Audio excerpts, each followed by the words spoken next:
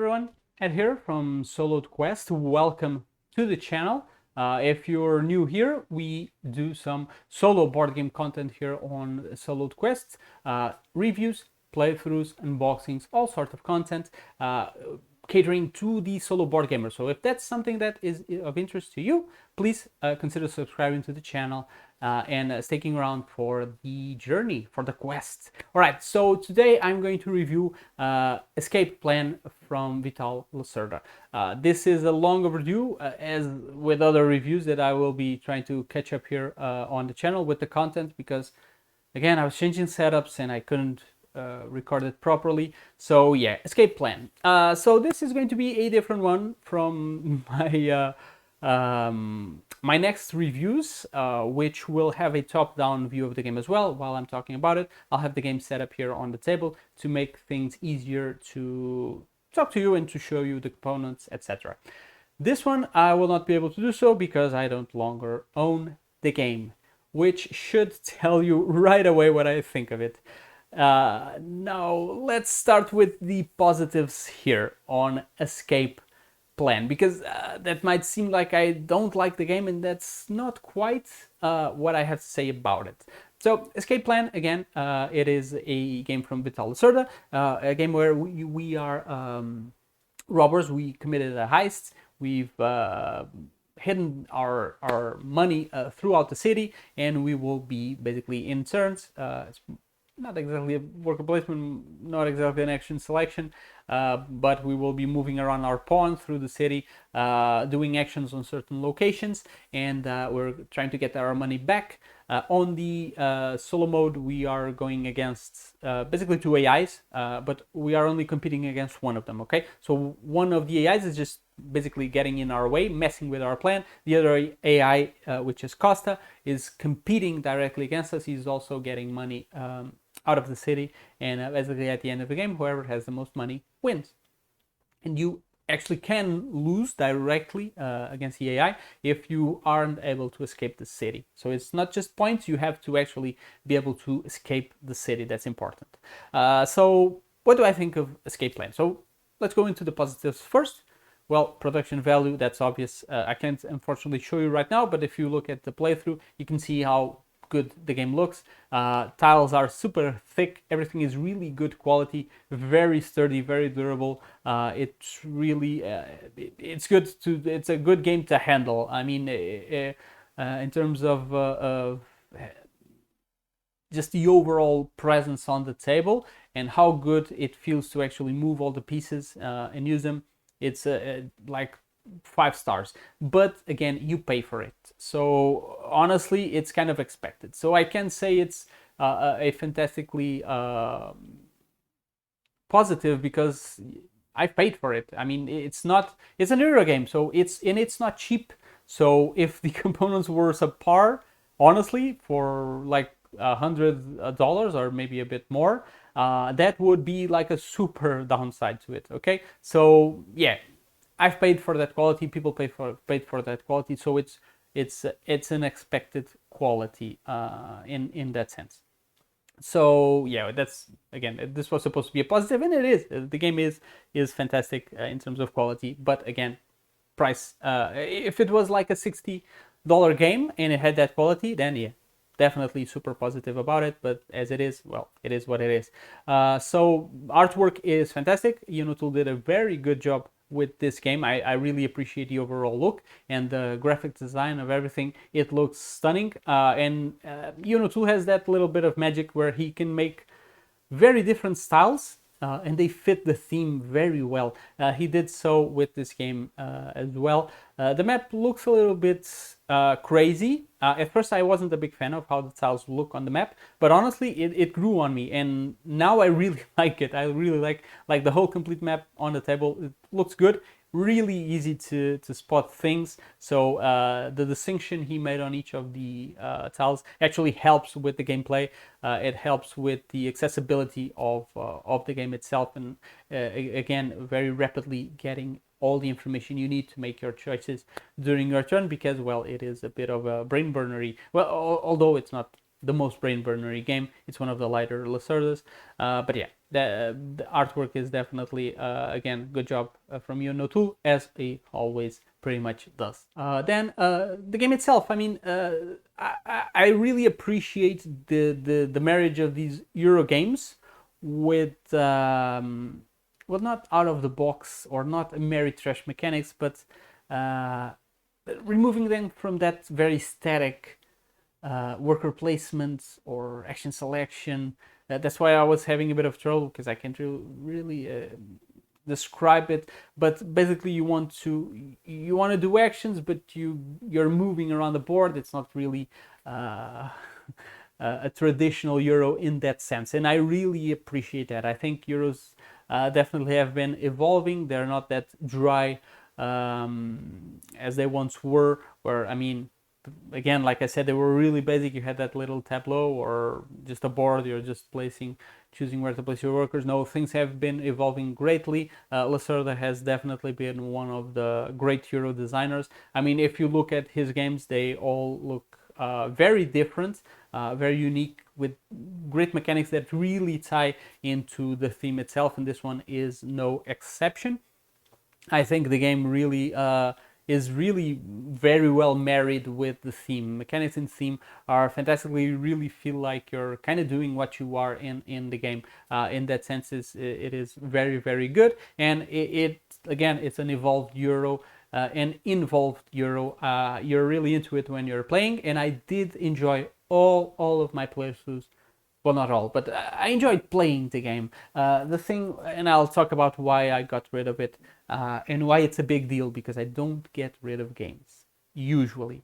In that sense, I'm kind of like Jesse from Quackalope. I really get attached to my games, and I don't really like to getting rid of them. But sometimes you do. You need space and whatnot. But yeah, again, like I said, mechanics are pretty good. You have a lot of mechanics going on. When you're playing solo, the one that's going to stand out the most, I haven't played it multiplayer, is the avoiding the police. That's the one you really have to keep an eye out for and try to plan for all of future turns, because that's a very important thing to do.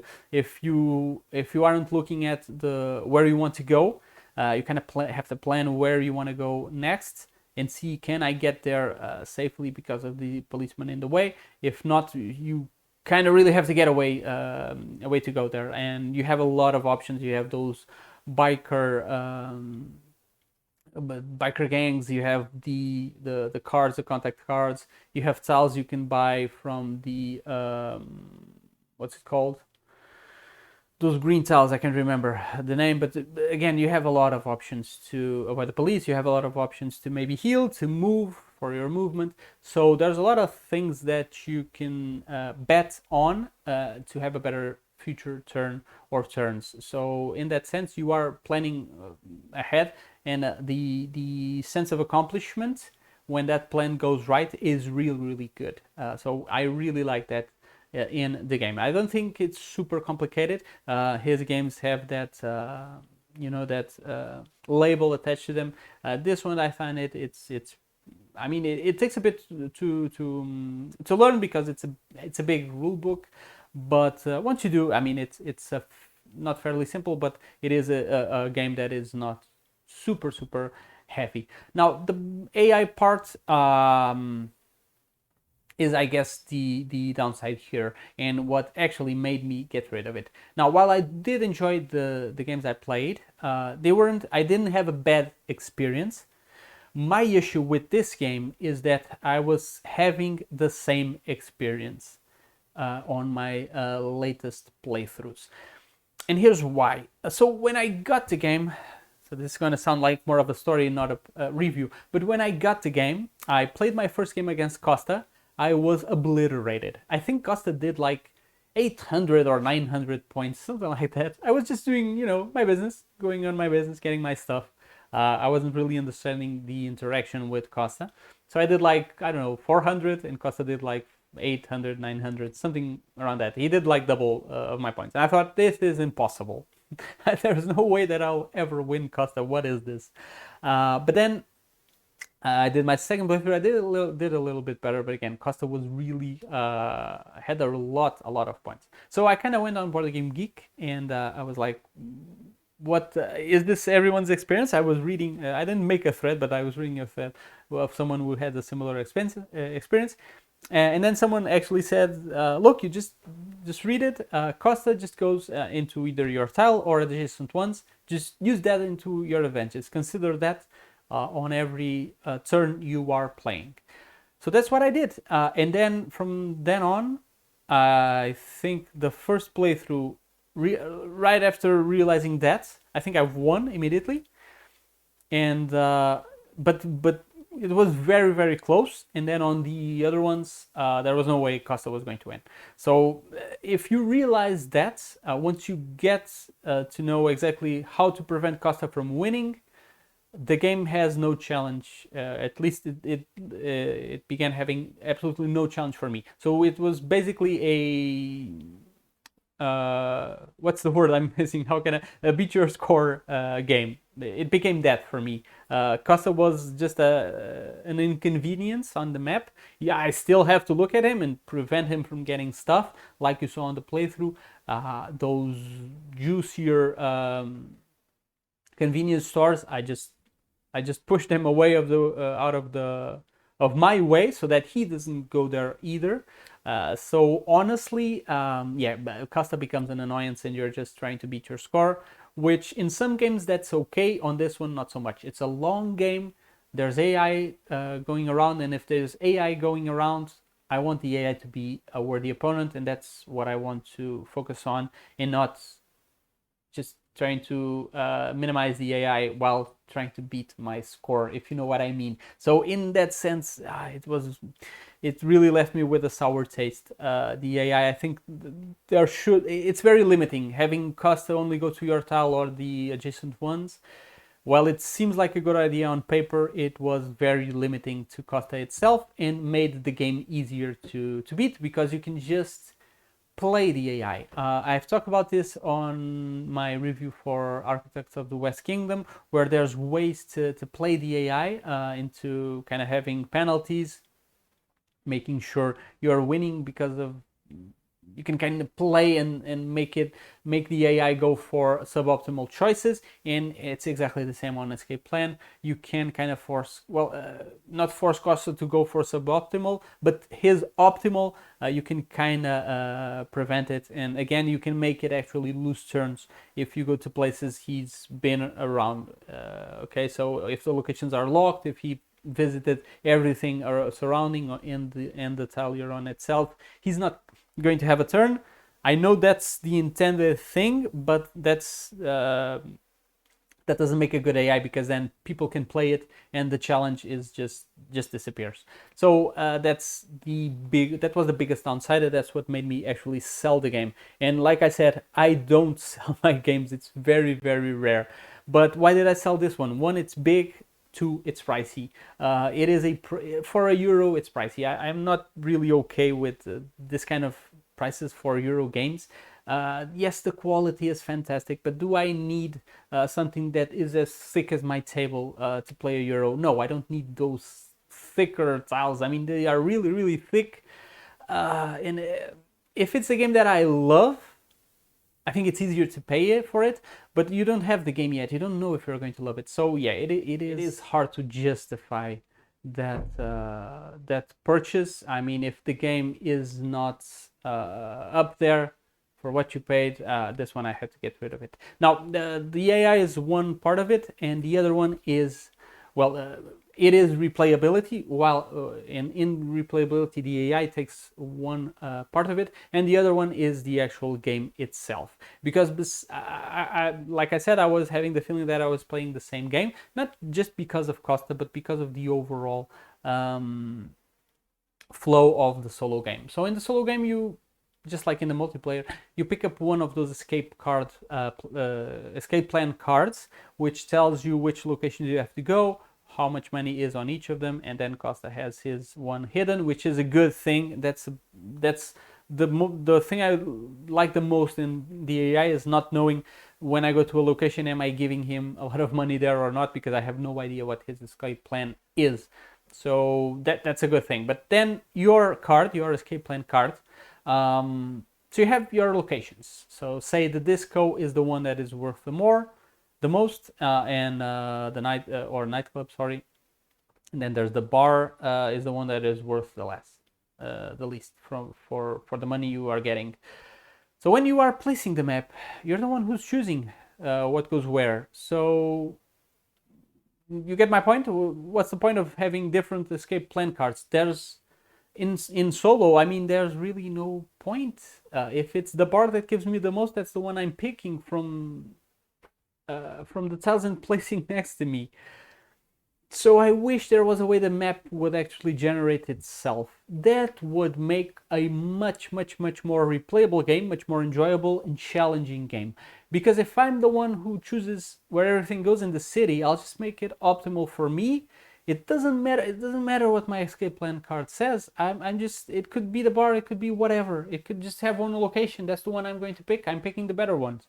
So that's a choice that in multiplayer works fantastically, because, well, someone else is going to build the map as well. They can be removing the one that is worth more to you. Actually, it could be worth more to them, but making it easier for them to access it. But in solo, you're just making the city as easy to navigate as possible. And I'm okay with that. But then the locations themselves, I think they should be randomized. I've actually never tried that, but that's something I've always thought of, was just to get the 3 locations, shuffle them, place one in there, and not actually choose it. That could help with giving a little bit more depth to building the city and depth to your choices while playing the game. Because I get it, you are planning the city, you are planning what you're placing where, but it doesn't make much sense. You're a robber. Why are you defining the city you are in? So yeah, while the tiles have those rules of adjacency, it makes sense. You have to choose for it. But for the locations themselves, which location tiles go on which space, I would probably randomize them. And now that I think of it, I didn't get the chance to do it. I wish I had, and I would be able to talk about that here on the review. But if you have the game, try it out and let me know here on the comments if that helps. At least if you have this same sense that I do, that nothing matters with the escape plan card. Try to randomize the locations. Let me and everyone know here in the comments. And if it works, it's cool, because again, other people can actually try to implement it. I'm not sure. At least I can see in my head ways that this would prevent you from having fun with the game. It would definitely make it more challenging, but again, that's what I think the game needs, is more challenge for Costa. Because I get you, if you're still starting, I struggle with it as well. It's like an 8 or 80 situation. I started getting hammered by Costa. I ended up hammering Costa. There was no middle ground. Once I understood Costa, I just, yeah, the game was no more fun for me, and that's why, unfortunately, I got rid of it. So yeah, that's my very again, I'm trying to make this quicker.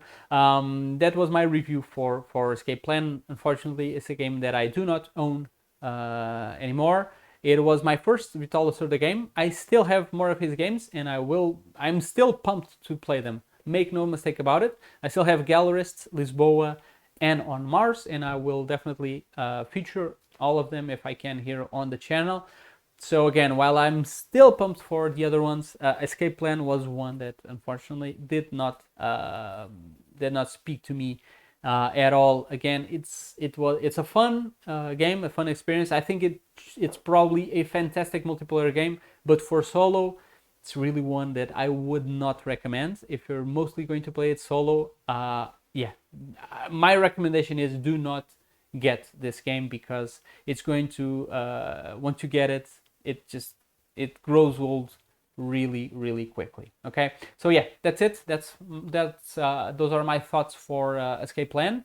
Thank you so much for watching. If you don't agree, please let me know in the comments what you get out of the game. Why is it a good game for you?